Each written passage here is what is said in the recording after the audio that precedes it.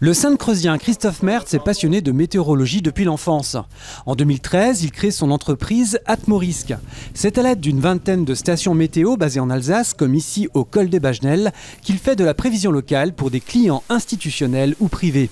J'ai des clients dans diverses activités, certains secteurs d'activité météo-sensibles, l'agriculture, les collectivités locales, le BTP, etc., sur la région Alsace.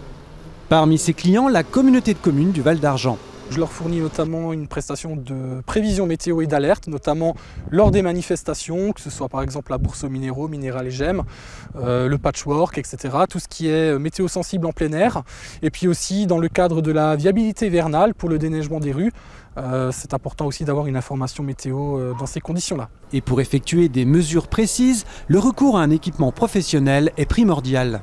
Ici, les coupelles blanches en dessous, c'est l'abri pour la sonde de température. Donc ça va prendre la température avec l'hygrométrie, donc l'humidité de la masse d'air.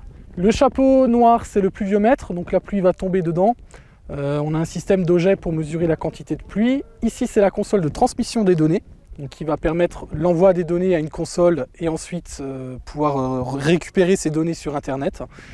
Et au sommet du mât, vous avez donc la girouette, l'anémomètre, qui va mesurer la direction et la vitesse du vent. Il faut savoir qu'il y a des normes à respecter en termes d'emplacement. On ne met pas une station météo n'importe où, n'importe comment. Il faut respecter des distances par rapport aux arbres, par exemple, aux obstacles.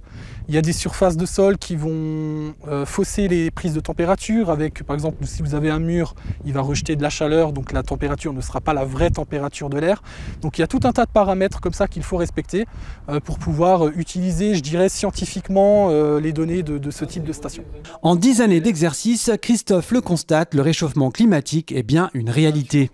Je dis souvent, le réchauffement climatique, c'est plus au futur, c'est au présent maintenant. Le processus, il est enclenché. On l'a encore vu cet automne avec ces records de chaleur assez extraordinaires en septembre et en octobre. On a un automne extrêmement chaud.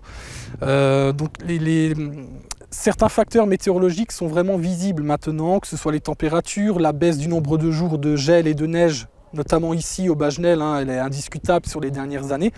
Donc la tendance est en marche, oui. Dans les années à venir, Christophe prévoit d'installer de nouvelles stations en Alsace.